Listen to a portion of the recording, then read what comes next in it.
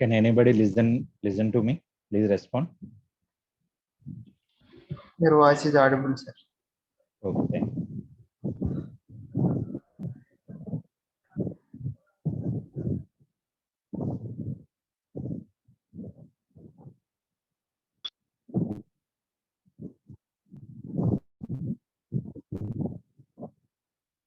Okay, as per our last class discussion, we have started VA characteristics.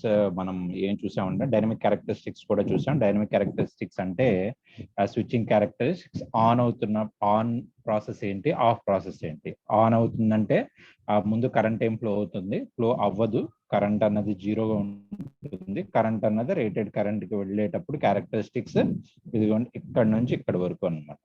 Okay, after some time we have to switch off this circuit. Then what is the characteristics we are getting like this, and the entire discussion we have circuit on time is the consist of three parts: delay time, rise time, and peak time or spread time అని కూడా అంటాం.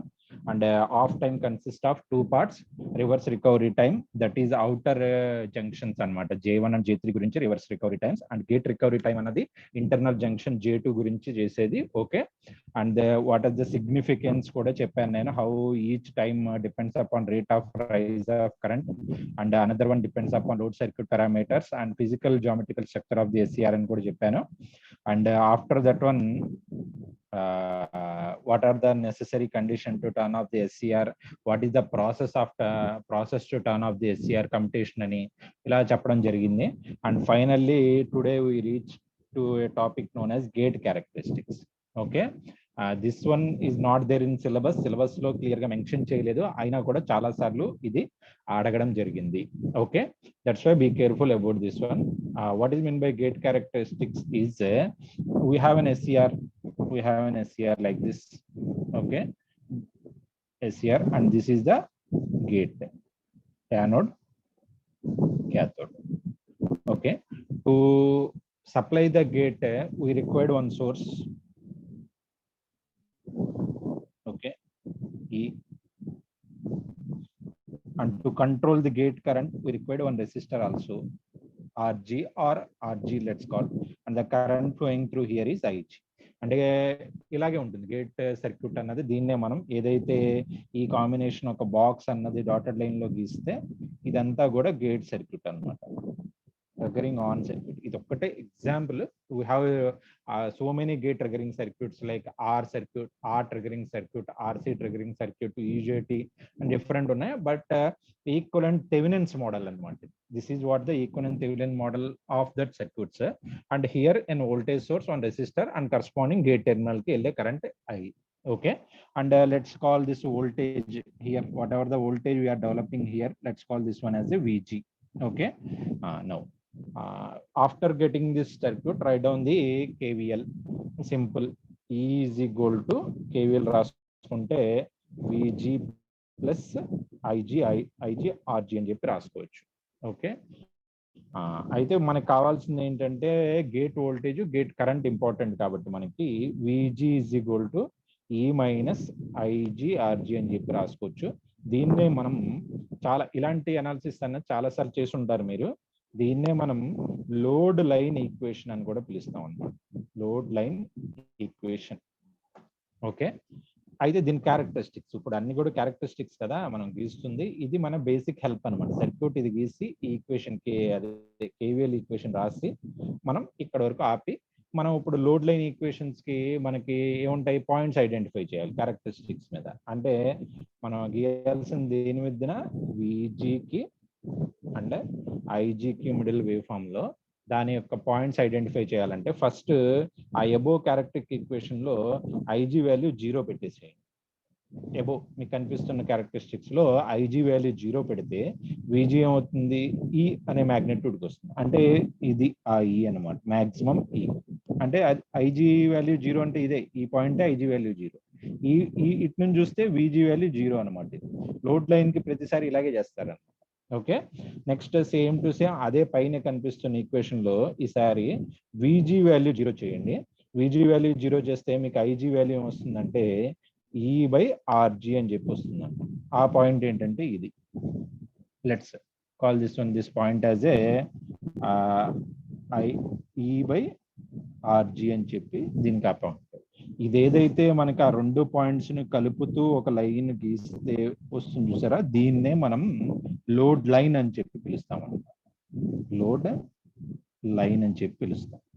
Okay, ఇప్పుడు SCR characteristics పెట్టిన మీద best operating point ఏంటి? ఇప్పుడు మనం for example నేను ఇప్పుడు ఎగ్జాంపుల్ కోసం నేను ఒక 2 లైన్స్ గీస్తున్నాను. ఇదిగోండి, ఇది ఒక ఫస్ట్ లైన్, ఇది ఒక సెకండ్ లైన్. నేను మళ్ళీ 2 కూడా డిలీట్ చేస్తాను. అయితే ఏది ఫాస్ట్ గా ఎస్సిఆర్ టర్న్ ఆన్ చేస్తుంది? టర్న్ ఆన్ చేసేది ఎప్పుడు ఎస్సిఆర్ లో, ఆఫ్ అన్నది ఉండదు మనకి. ఇక్కడ మనం ఆన్ గురించి మాట్లాడుతున్నాం, గేట్ సర్క్యూట్ గురించి మాట్లాడుతున్నాం. ఒక ఈక్వేషన్ రాసాం, ఆ ఈక్వేషన్ లో దాని యొక్క extreme points load line slope find out చేసి మనం లోడ్ లైన్ అని గీసాం. ఆ గీసిన తర్వాత కరువు 1 అని చెప్పి ఒకటి గీసాను, కరువు 2 అని చెప్పి 2 గీసాను. Okay, operating points. ఇది ఈ పాయింట్ ను ఇక్కడ ఇంటర్సెక్ట్ చేస్తుంది. అంటే మీకు ఎందుకు లోడ్ లైన్ యొక్క పాయింట్ ఇంపార్టెంట్ ఎందుకు చెప్తున్నానంటే ఈ పాయింట్ అర్థం చేసుకుంటాను. ఈ 2 పాయింట్స్ లో ఏ కరువు అన్నది ఫాస్ట్ గా ఎస్సిఆర్ టర్న్ ఆన్ చేస్తుంది అని చెప్పి మీరు అర్థం చేసి, మీకు ఆ క్వశ్చన్ వస్తే ఫస్ట్ ఏంటంటే మీరు ఆ లైన్ ఎలా డిసైడ్ చేయాలంటే ఇలా కిందకు ఒక లైన్స్ గీస్తే మీకు ఇది ఐజీ, ఇది కూడా IG1, ఇది IG2. ఇప్పుడు చెప్పండి, IG1 ఎక్కువ IG2 ఎక్కువ అంటే మీకు చూసి చెప్పచ్చు. మ్యాగ్నిట్యూడ్ వైజ్ IG1 ఎక్కువ కాబట్టి కరువు 2 అన్నది ఎస్సిఆర్ ని ఫాస్ట్ గా ఆన్ చేస్తుంది. ఎస్సిఆర్ అన్నది ఫాస్ట్ గా ఆన్ చేస్తుంది. ఈ ప్రాసెస్ ఆఫ్ ఆ థింకింగ్ ని మనం టర్నింగ్ ఆన్ ప్రాసెస్ లో క్యారెక్టరిస్టిక్ నుంచి ఫైండ్ అవుట్ చేస్తాం అనమాట. Okay, now go back to the previous position. మనకి ఇదంతా అవసరం లేదు. ఇప్పుడు సిగ్నిఫికెన్స్ చెప్పాను మీకు, ఎందుకు మనం గేట్ క్యారెక్టరిస్టిక్స్ చదువుతున్నాం అని చెప్పి మీకు ఒక ఐడియా కోసం చెప్పాను. Now this is the load line, straight line గా ఉంటుంది. స్లోప్ అడిగితే కూడా ఫైండ్ అవుట్ చేసుకోవచ్చు. మీకు స్లోప్ తెలుసు కదా, ఎలా ఫైండ్ అవుట్ చేస్తారో. మ్యాథ్స్ లో ఒక స్ట్రైట్ లైన్ స్లోప్ ఏదో ఒకటి, ఇదిగోండి ఇలా చూస్తే ఈ మ్యాగ్నిట్యూడ్ డివైడెడ్ బై ఈ మ్యాగ్నిట్యూడ్ చూస్తే దీని స్లోప్ కూడా వస్తుంది. ఓకే, అలా అయినా ఫైండ్ అవుట్ చేసుకోవచ్చు, ఏదైనా ఒకటి. ఓకే, నెక్స్ట్ ఇప్పుడు ఎస్సిఆర్ కి మనకి ఆ గేట్ ఏదైతే జంక్షన్ J2 ఉందో దానికి ఒక డోపింగ్ ఉంటుంది. ఓకే, మనం ఇప్పుడు దాని ఎక్స్ట్రీమ్ డ్రోపింగ్స్ లెవెల్స్ ని కూడా కన్సిడర్ చేస్తే మనకి this one will be the first one and this one will be the second one. దీన్ని కరువు ఏ అని చెప్పి పిలుస్తున్నాను, కరువు బి అని చెప్పి పిలుస్తున్నాను. Curve a corresponding to minimum doping level, curve a corresponding to minimum doping level. Okay, similarly మీరు చెప్పేయచ్చు ఇది మ్యాక్సిమం డోపింగ్ లెవెల్. ఓకే, అంటే డోపింగ్ అంటే ఏంటి, మళ్ళీ కొత్తగా అడగద్దు. It is the process of adding impurity to semiconductor materials. Okay, semiconductor material germanium silicon లో ప్యూర్ అయితే కనుక ఎందుకు పనికిరావు. వాటిని మనం హై పవర్ రేటింగ్ రావాలంటే కంపల్సరీగా దాంట్లో కొంత ఇంప్యూరిటీస్ అన్నది యాడ్ చేయాలి. గ్రూప్ 3 ఎలిమెంట్స్ యాడ్ చేస్తాం, గ్రూప్ 5 ఎలిమెంట్స్ యాడ్ చేస్తాం మనం ఇంప్యూరిటీస్ కింద.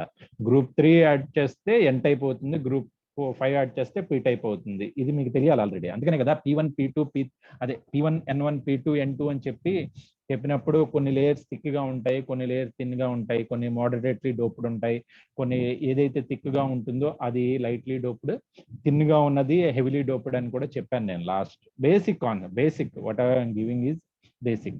Okay, like that this curve A depends upon the minimum doping level and curve B depends upon the maximum doping level.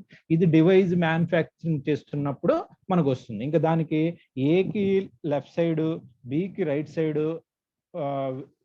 Screen with respect to me screen లో చూస్తుంటే A కి left side అంటే ఇటు side, okay, and B కి right side ఇంకా మనం వాడలేము అనమాట ఈ ఏరియాని.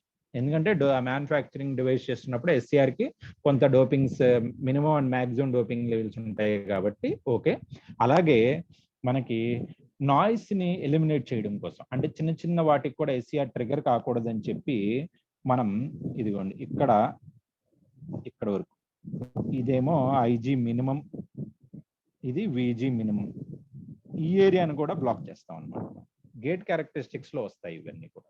ఓకే, తర్వాత అలాగే మ్యాక్సిమం లెవెల్స్ అని కూడా, అంటే సాచురేషన్ ఏదైతే ఉందో ఆ సాచురేషన్ ఎలిమినేట్ చేయడం కోసం IG maximum, let's call here that one, ఆ లైన్ ఇక్కడ గిద్దాం, అండ్ దిస్ వన్ ఏదైతే అక్కడ ఇలా మినిమం గీసామో ఇది VG maximum and VG minimum IG maximum.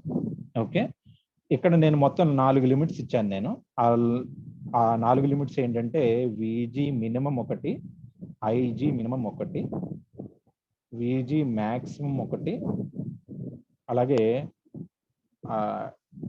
IG maximum 1. ఈ 2 లిమిట్స్ దేని గురించి అమ్మా? ఏది అవాయిడ్ చేయడం గురించి, నాయిస్ అన్నది అవాయిడ్ చేయడం కోసం.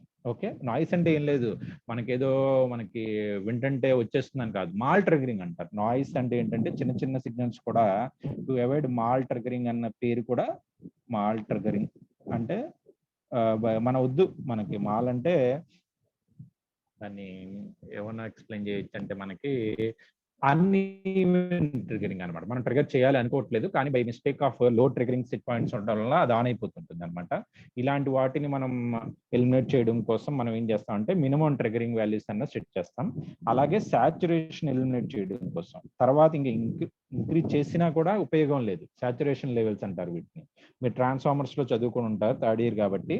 To eliminate saturation we have to eliminate this one. But the important point here is that ఈ కరువు అన్నది మీకు ఇక్కడ నేను ఇలా ఒక బాక్స్ లెవెల్లో గీసేసినా కూడా మీకు యాక్చువల్ కరువు అన్నది ఇలా ఒక స్లోప్ తో వస్తుంది అనమాట. Okay, and this corresponding to the ఏదైతే లిమిట్ మీకు చెప్పానో ఆ లిమిట్ అనమాట. ఓకే, అంటే దీని మీనింగ్ ఏంటంటే ఇదిగోండి, ఈ పాయింట్ ని మనం డిలీట్ చేసేసేయచ్చు. అది ఇలా వస్తుంది అనమాట. ఫైనల్ కరువు అన్నది ఇలా వస్తుంది.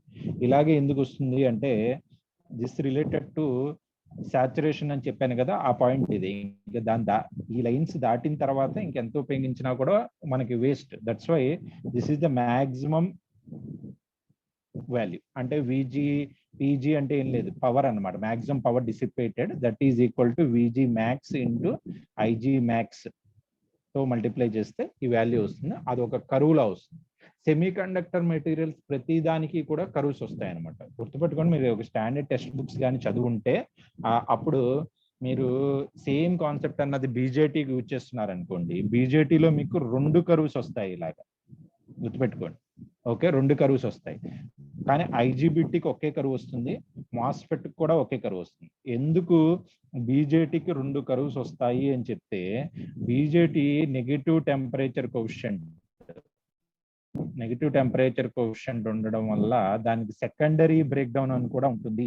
ఒక పాయింట్ సెకండరీ బ్రేక్ డౌన్ కూడా అనే కాన్సెప్ట్ ఉండడం వల్ల దానికి కరువుస్ అన్నది 2 విధాలుగా 2 times కరువుస్ గా కనిపిస్తాయి. మిగతా సెమీ కండక్టర్ మెటీరియల్స్ ఐజీబీటీ అయినా మాస్ఫెట్ అయినా ఈవెన్ ఎస్సిఆర్ అయినా కూడా ఒకే కరువు ఉంటుంది. That formula is VG max into IG max అనమాట. మ్యాక్సిమం వాల్యూస్ మీద డిపెండ్ అయి ఉంటుంది అన్నమాట. Okay, now we have to select the optimum point where that point maximum optimum point ఏంటంటే ఈ స్ట్రైట్ లైన్ ఏదైతే ఇలా గీస్తున్నాను చూసారా, ఇదే ఆప్టిమం పాయింట్ అన్నమాట. ఆప్టిమం కర్వ్ ఇదిగోండి ఇది, and this is the corresponding IGT and VGT అంటే ఆప్టిమం పాయింట్స్ అన్నమాట. ఎక్కడైతే గేట్ అన్నది ఆపరేట్ చేయాలో విజిటి దగ్గర ఐజిటి దగ్గర ఆపరేట్ చేస్తే చాలా మంచిది. అది సెంటర్ గా ఉండాలి ఎప్పుడు కూడా. ఆ కర్వ్స్ లో అది సెంటర్ గా ఉండడం అన్నది చాలా important. Okay, and this is the point where the average doping level. ఈ పాయింట్ అన్నది యావరేజ్ డోపింగ్ ఉండడం వల్ల మనకి పెద్ద ప్రాబ్లమ్స్, లాసెస్ కూడా ఎక్కువగా రావు. ఈవెన్ పీజీ మ్యాక్స్ లో కూడా అది మిడిల్ ఆప్టిమం పాయింట్ సెపరేట్ చేస్తుంది కాబట్టి మ్యాక్సిమం పవర్ డిస్ట్రిబ్యూషన్ కూడా ఎక్కువగా ఉండదు. And this is the theory I want to tell regarding the gate characteristics. అంటే ఇదంతా కూడా ఎక్స్ప్లెయిన్ చేయాలన్నమాట. అంటే ముందు ఇదిగోండి ఈ సర్క్యూట్ గీసి కేవీఎల్ ఈక్వేషన్ రాసి లోడ్ లైన్ ఈక్వేషన్ డెరైవ్ చేసి కేవీఎల్ ఈక్వేషన్ దాని యొక్క లోడ్ పాయింట్స్ అన్నది ఈ పాయింట్ గురించి డిస్కస్ చేసి తర్వాత మనం ఎందుకు 4 లిమిటేషన్స్ పెట్టాం. ఓకే, అది దీని గురించి కూడా డిస్కస్ చేసి ఈ 2 పాయింట్స్ కూడా డిస్కస్ చేసి తర్వాత కరువు అన్నది గీసి, కరువు అన్నది ఎందుకు వస్తుందో మీకు అర్థం అవ్వాలి. అక్కడ రాయడం ఏంటంటే PG max maximum power dissipation can be reduced by selecting the optimum point on the కరువు అని చెప్పి తీసి ఒక లైన్ ఏదైతే రెడ్ కలర్ లైన్ ఇదిగోండి ఈ లైన్ నేను యారో మార్క్స్ ఇస్తున్నాను చూసారా, అది ఆ లైన్ అన్నది మనం తీసుకొని ఆ లైన్ అన్నది యాప్ట్ అని చెప్పుకుంటే ఇది దీని యొక్క ఫైనల్ పాయింట్స్ అన్నమాట. Okay, this complete the gate triggering gate characteristics అని కూడా దీన్ని అంటాం అనమాట. Okay, next the discussion will be on turn on methods of the thyristor. ఇది దీంతో పాటు మొత్తం క్యారెక్టరిస్టిక్స్ అన్నది కంప్లీట్ అయింది. Okay, let's start with the okay next point ఏంటంటే turn on methods.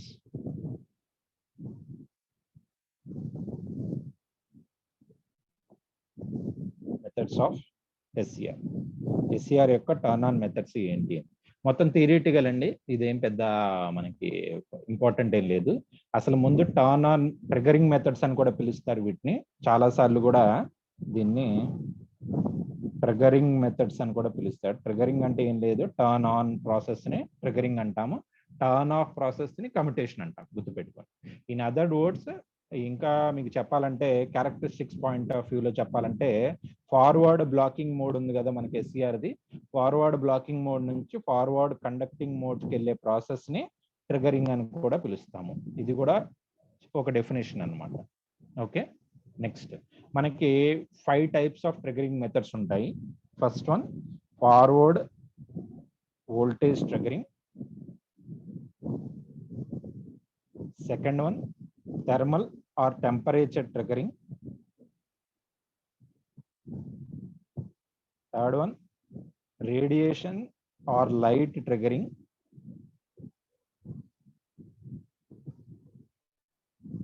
Fourth one dV by dt triggering. Fifth one gate triggering. Okay, మీకు already 2-3 తెలుసు ఇందులో, పెద్ద ఆల్రెడీ చెప్పేటప్పుడే చెప్పేశాను నేను.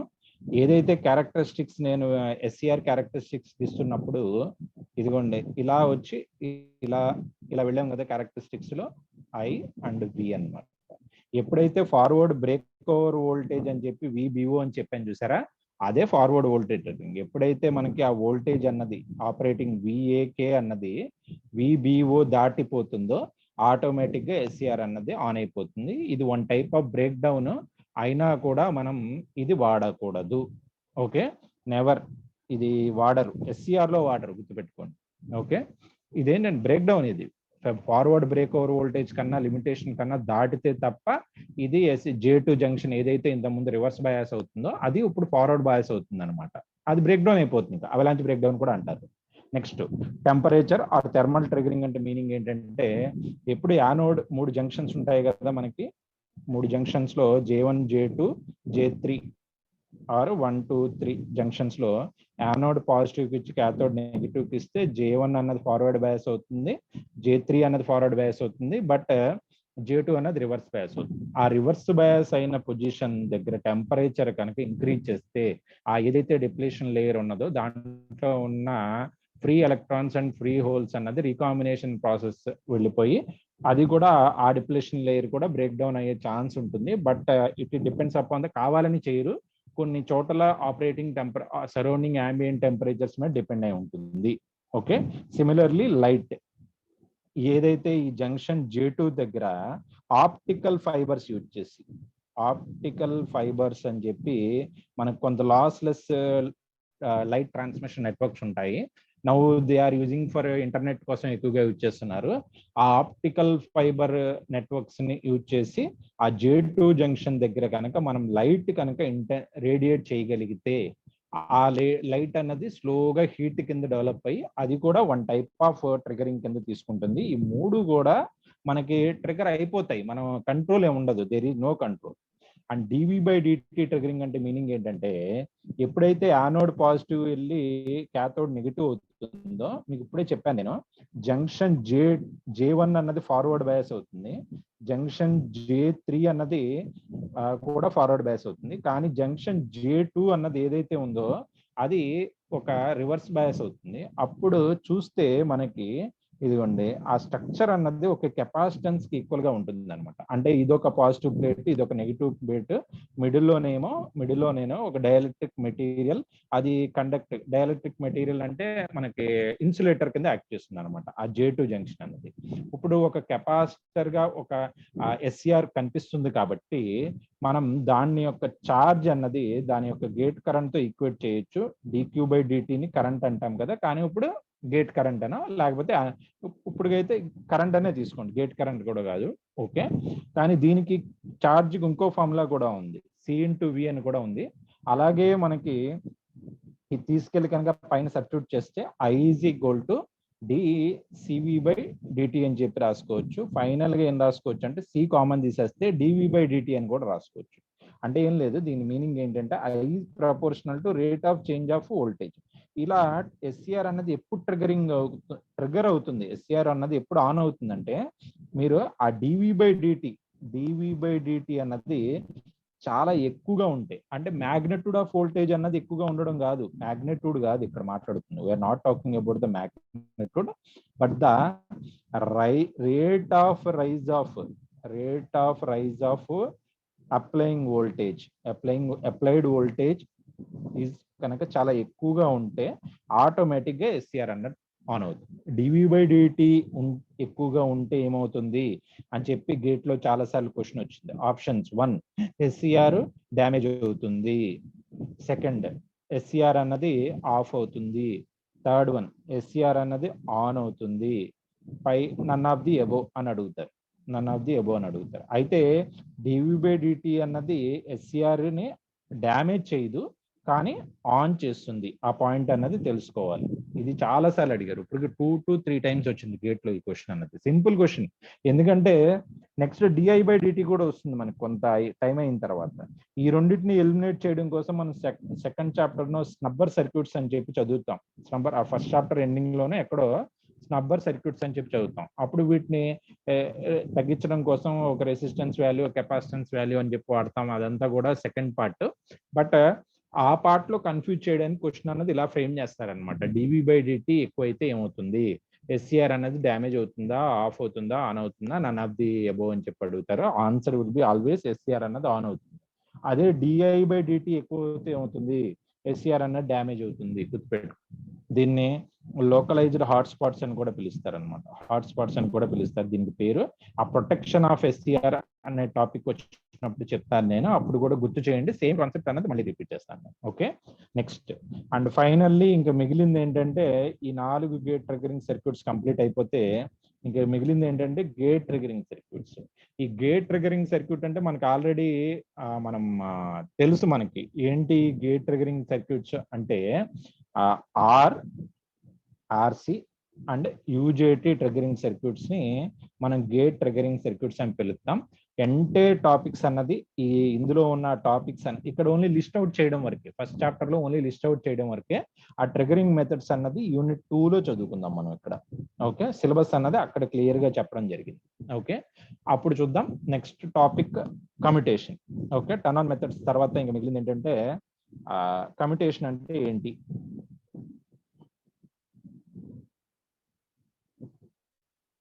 కమ్యుటేషన్ ఓకే,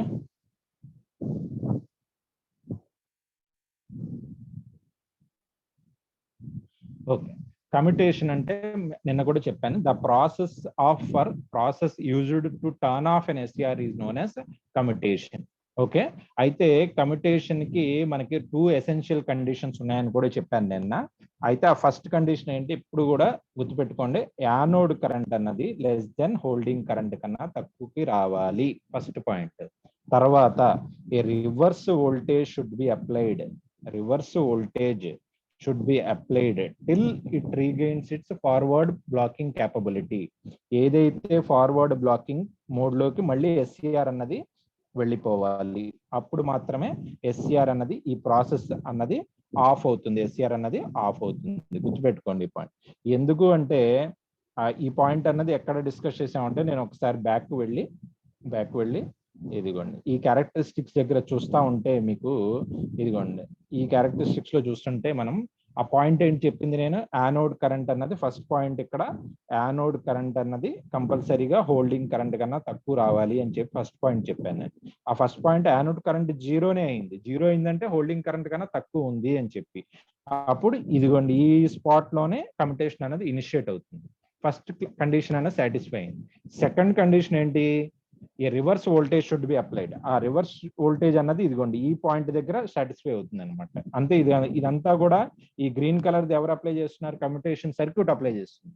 ఓకే, ఎప్పుడు వరకు అప్లై చేయాలి, ఎప్పుడు వరకు అప్లై చేయాలి, ఇదిగోండి ఇక్కడ నుంచి ఇక్కడ వరకు అప్లై చేస్తుంది కమ్యుటేషన్ సర్క్యూట్. ఇంకా ఒక్క నిమిషం. ఓకే, ఇదిగోండి ఈ పాయింట్ నుంచి ఇక్కడ వరకు అది అవుతుంది, కానీ కమ్యుటేషన్ సర్క్యూట్ మాత్రం ఇక్కడ నుంచి ఇక్కడ వరకు అప్లై చేస్తుంది. అంటే ఇదిగోండి ఇక్కడ నుంచి ఇక్కడ వరకు కమ్యుటేషన్ సర్క్యూట్ అప్లై చేస్తుంది. కానీ యాక్చువల్లీ ఎస్సీఆర్ లో ఏంటంటే ఇక్కడ నుంచి మీకు ఇక్కడ వరకు మాత్రమే వోల్టేజ్ అనేది నెగిటివ్ గా కనిపిస్తుంది. మీరు ఏది కన్సిడర్ చేయాలంటే ఇదే కన్సిడర్ చేయాలి. అయితే కండిషన్ ఏంటంటే అది మళ్ళీ పాజిటివ్ లోకి కంపల్సరీగా ఎంటర్ కావాలి. దీన్నే మళ్ళీ మనం దీన్ని ఏమని పిలుస్తున్నామంటే ఫార్వర్డ్ బ్లాకింగ్ క్యాపబిలిటీ అని చెప్పి పిలుస్తాం అనమాట. అంటే ఏదైతే కండిషన్ మన కమ్యుటేషన్ లో ఉందో అక్కడ మీకు ప్రతిసారి what is mean by commutation circuit, triggering circuit, unit 2 ని డిసైడ్ చేస్తాయి.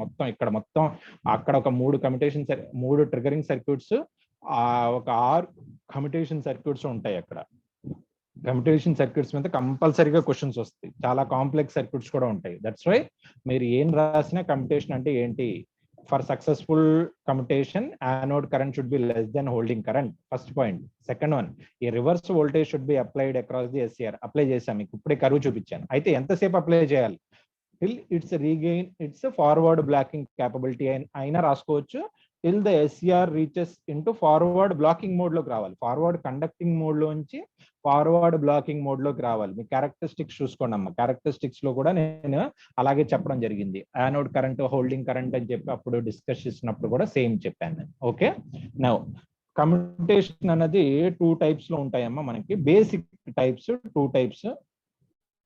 Basic types are 2 types. Okay, natural commutation అంటే ఫోర్స్డ్ కమ్యుటేషన్. ఓకే, ఎందుకు ఇలా 2 పేర్లు పెట్టడం జరిగిందంటే మీకు స్టార్టింగ్ క్లాస్ లో when I discuss this one, let's ఉందో లేదో మరి ఎక్కడ ఉందో,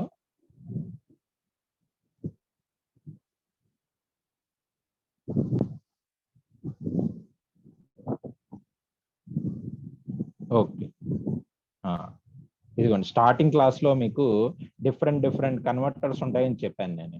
ఇది rectifier. Okay, see here, this is rectifier, this is inverter, chopper, AC voltage controller, cyclo converters అన్నమాట. ఓకే, అయితే మీకు ఎక్కడైతే ఏసీ ఇన్పుట్ సైడ్ పాసిబిలిటీ ఉంది, okay, AC input side possibility, ఇక్కడ న్యాచురల్ కమ్యుటేషన్ అన్నది మనకి పాసిబుల్. ఎందుకు అసలు న్యాచురల్ కమ్యుటేషన్ అంటే ఏంటి, మీనింగ్ ఏంటి అంటే మీకు ముందు చెప్తున్నాను నేను.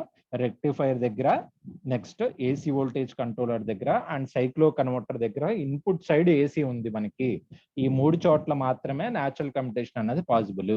ఇంకా మిగతాది 2 సర్క్యూట్స్ ఉన్నాయి, ఇన్వర్టర్స్ అండ్ చాపర్స్ ఉన్నాయి.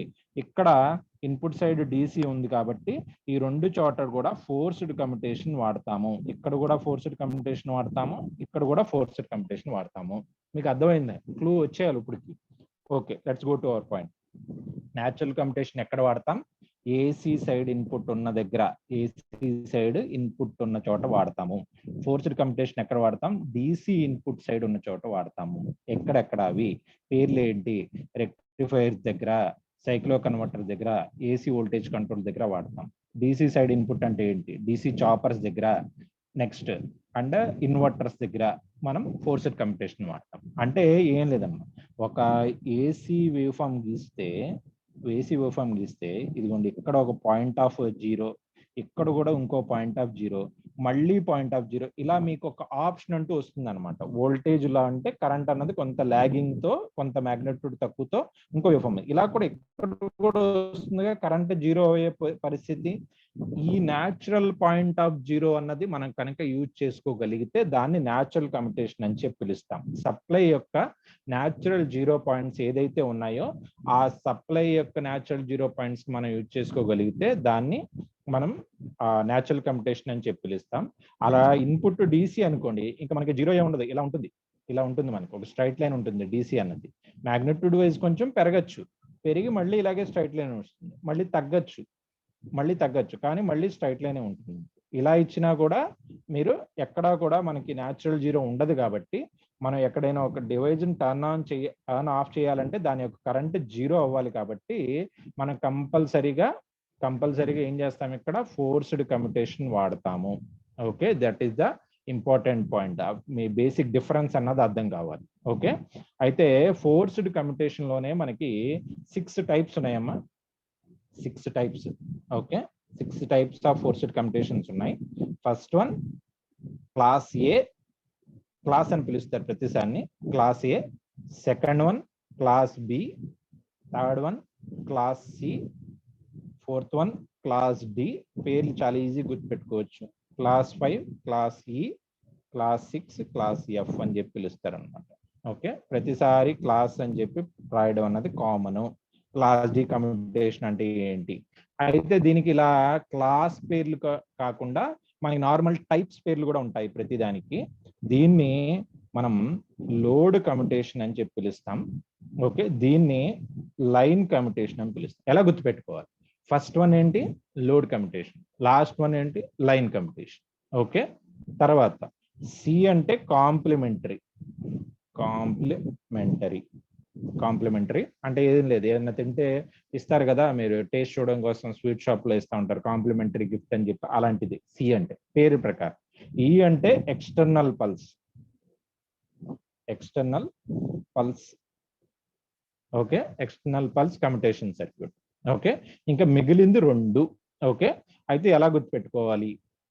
First one current commutation, D అన్నది వోల్టేజ్ కమ్యుటేషన్. ఇలా గుర్తుపెట్టుకోండి. ముందు కరెంట్ వస్తుంది, తర్వాత వోల్టేజ్ వస్తుంది. ఈ 2 పేర్లు గుర్తుపెట్టుకుంటే చాలు. First one load commutation, last one line commutation. C అంటే కాంప్లిమెంటరీ, ఈ అంటే ఎక్స్టర్నల్ పల్స్. ఇంకా మిగిలింది 2, బి అండ్ డికి పేర్లు. బికి సి ఇచ్చేసేయండి, బికి సి దగ్గరగా ఉంటుంది అంటే డి కూడా సి దగ్గరగానే ఉంటుంది. బి ఆల్ఫాబెటిల్లో మీకు ఏబిసి వచ్చేస్తుంది కాబట్టి కరెంట్ కమ్యుటేషన్. పేర్లు కూడా అడిగారు. ఐఏఎస్ ఎగ్జామ్ ఉంటుంది చూసారా, ఇండియన్ ఇంజనీరింగ్ సర్వీసెస్ లో.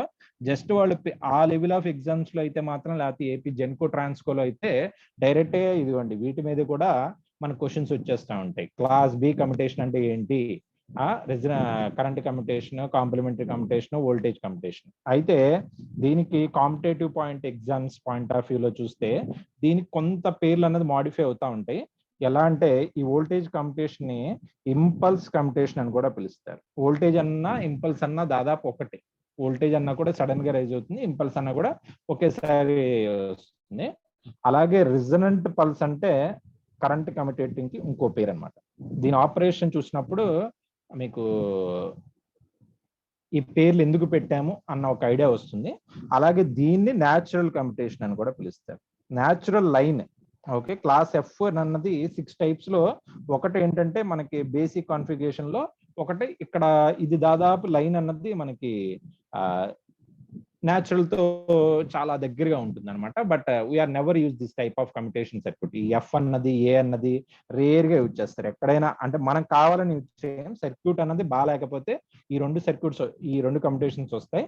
బాగా ఎక్కువగా యూజ్ చేసేది ఏంటంటే బి అండ్ డి అన్నది చాలా ఎక్కువగా యూజ్ చేస్తారు ప్రతి చోట కూడా. ఏది మంచిది అన్నది మనం ఆ 2 ఆపరేషన్. ఈ కాంప్లిమెంటరీ, ఎక్స్టర్నల్ పల్స్ అన్నది చాలా చిన్న పిల్లలు లాంటివి.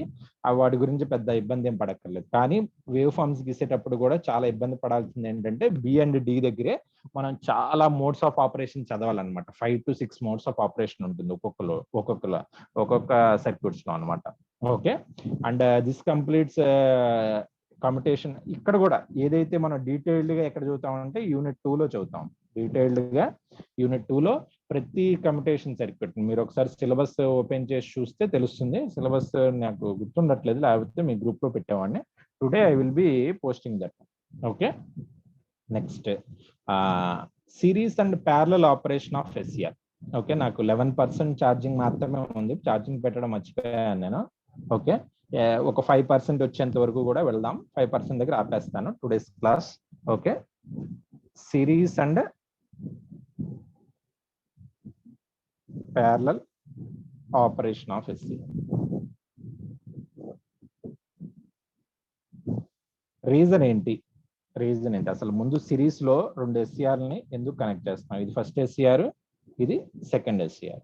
ఓకే, అలా కాకుండా ప్యారలల్ అంటే ఇది ఫస్ట్ ఎస్సిఆర్, ఇది సెకండ్ ఎస్సిఆర్. ఇలా ఎన్నైనా కనెక్ట్ చేసుకోవచ్చు, 3 కనెక్ట్ చేసుకోవచ్చు, ఇక్కడ కూడా 3 కనెక్ట్ చేసుకోవచ్చు, ఇక్కడ ఇంకోటి కనెక్ట్ చేసుకోవచ్చు, ఇలా n కనెక్ట్ చేసుకోవచ్చు, ఇక్కడ కూడా n కనెక్ట్ చేసుకోవచ్చు.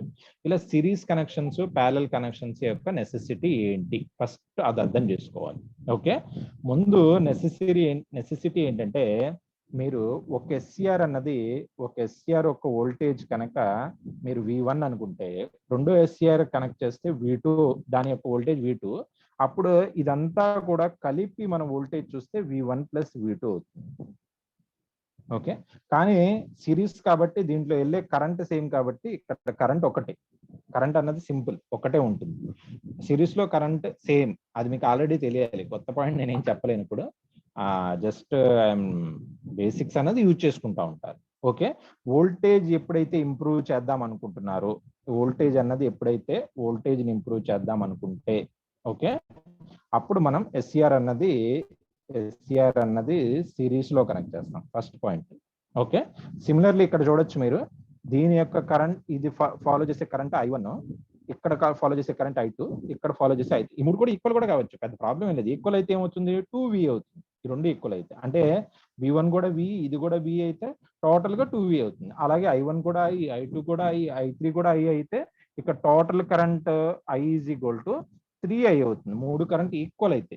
ఈక్వల్ కాకపోతే I1 + I2 + I3 అవుతుంది. 3 కరెంట్స్ యొక్క సమ్ అవుతుంది అనమాట. అంటే ఏం లేదు, కరెంట్ రేటింగ్ ని కనుక ఇంప్రూవ్ చేయాలి అనుకుంటే ఎస్సిఆర్ ని ప్యారలల్ లో కనెక్ట్ చేస్తాము. దట్ ఈస్ ద రీజన్ అర్థమైంది.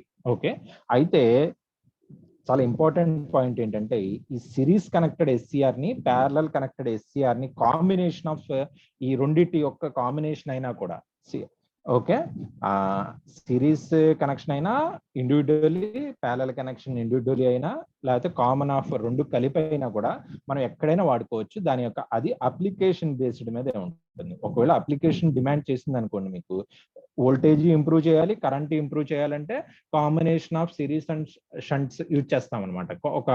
ఒక 10 సిరీస్లు, ఇలాంటి 10 ప్యారలల్ కూడా ఉంటాయి అనమాట. మనకి టోటల్ 100 ఎస్సిఆర్లు ఉండొచ్చు మనకి.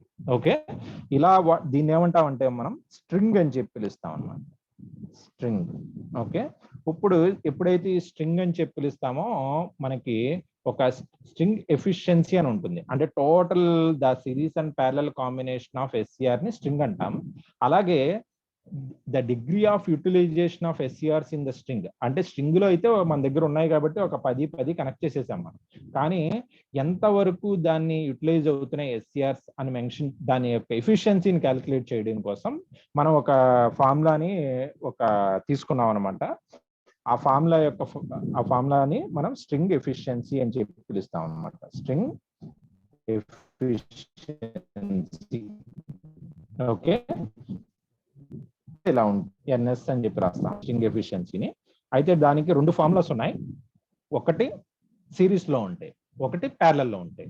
సిరీస్ లో ఉంటే వోల్టేజ్ రేటింగ్స్ ఇంప్రూవ్ అవుతాయి. అందుకనే సిరీస్ లో entire string voltage divided by voltage across the SCR into number of SCRs అనమాట. ఓకే, ఇన్ సిరీస్ NS అనమాట. లేకపోతే మీకు కన్ఫ్యూజింగ్ గా ఉంటే క్యాపిటల్ NS రాసుకోండి, number of SCRs connected in string. Okay, next అదే మీరు సేమ్ ప్యారలల్ లో రాసుకున్నారు అనుకోండి, ప్యారలల్ లో రాస్తే ఏమవుతుంది? I string divided by ISCR into number of connected in parallel అనమాట. ఇది కూడా ఫార్ములానే స్ట్రింగ్ ఎఫిషియన్సీకి. ఇదేమో ఎస్సిఆర్స్ అన్నది సిరీస్ లో కనెక్ట్ అయినప్పుడు, ఇది ప్యారలల్ లో కనెక్ట్ అయినప్పుడు ఫార్ములా స్ట్రింగ్ ఎఫిషియన్సీ. ఓకే, ఒకవేళ 2 కనెక్ట్ చేస్తే total overall efficiency into series string efficiency into parallel string efficiency multiply చేస్తాం అనమాట. ఇది 90% వచ్చింది, అది 90% వస్తుంది, పాయింట్ గా 81% వస్తుంది అనమాట. అలా అనమాట. ఓకే, అంటే మీకు అర్థం కాకపోతే ఇదిగోండి ఈ ఎగ్జాంపులే తీసుకుందాం. ఎగ్జాంపుల్ తీసుకుంటే ఇదిగోండి టోటల్ వోల్టేజ్ ఎంత ఇక్కడ స్ట్రింగ్ ఎఫిషియన్సీ క్యాలిక్యులేట్ చేయాలి అంటే టోటల్ వోల్టేజ్ ఎంత వస్తుంది? Total string voltage 2 volts. Okay, ఎన్ని ఉన్నాయి? 2 ఉన్నాయి. ఇంటూ ఎన్ని ఎస్సీఆర్లు ఉన్నాయి? 2 ఉన్నాయి.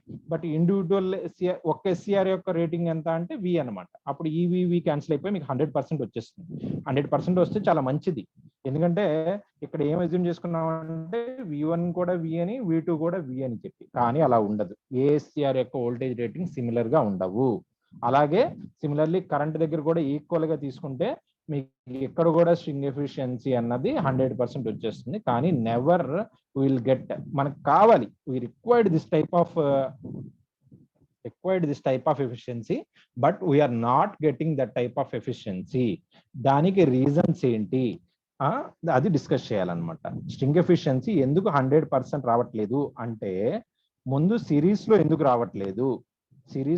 రావట్లేదు, దానికి రీజన్స్ ఏంటి? ఫస్ట్ రీజన్ అన్ఈక్వల్ వోల్టేజెస్ ఉండడం వల్ల. అన్ఈక్వల్ వోల్టేజెస్ ఉంటే మీకు 100% వచ్చేస్తుంది. నెక్స్ట్, అన్ఈక్వల్ వోల్టేజెస్ ఎందుకు ఉండడం లేదు, దానికి కూడా రీజన్ ఏంటి? ఓకే, అలాగే ఇదేం లేదు. నెక్స్ట్, ప్యారలల్ లో కూడా ఎందుకు మీకు స్ట్రింగ్ ఎఫిషియన్సీ 100% రావట్లేదు అంటే అన్ఈక్వల్ కరెంట్స్ ఉండడం వల్ల. అన్ఈక్వల్ కరెంట్స్ కూడా ఎందుకు ఉండడం లేదు, దీని గురించి డిస్కస్ చేయగలిగితే మనకి నెక్స్ట్ టాపిక్ అన్నది వస్తుంది. ఇక్కడ మనం స్టాటిక్ ఈక్వలైజింగ్ సర్క్యూట్, ఇక్కడ స్టాటిక్ ఈక్వలైజింగ్ సర్క్యూట్ అండ్ ఇక్కడే స్టాటిక్ డైనమిక్ ఈక్వలైజింగ్ సర్క్యూట్ అన్నది డెరైవ్ చేస్తాము. Will start this one in the next class. Okay, ఇవాళకి చాలు. Series connection of SCR, parallel connection of SCR, దాని ప్రాబ్లమ్స్, దాని రెమెడీస్ అన్నీ కూడా మనం మళ్ళీ నెక్స్ట్ క్లాస్ లో డిస్కస్ చేద్దాము. Why I'm stopping here is that మీకు కొంత, నాకు మెయిన్ రీజన్ ఏంటంటే ఛార్జింగ్ లేదు. Next class I will be taking care of that one. And if you have any doubts, అసలు ఎంతమంది ఉన్నారు ఒకసారి చూద్దాం. ఓకే, 26 members వరకు ఉన్నారా? పర్లేదు, ఇంప్రూవ్ అవుతున్నారు. అయిపోయినాయి కదా ఎగ్జామ్స్? ఏమైనా ఉన్నాయా ఇంకా? Anybody please respond.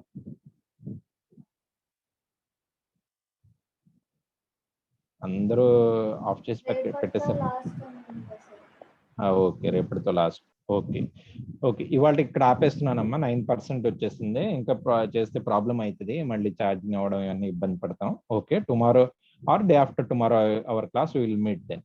Thank you for listening. If you have any doubts WhatsApp చేయండి. నా నెంబర్ చెప్పాను నేను.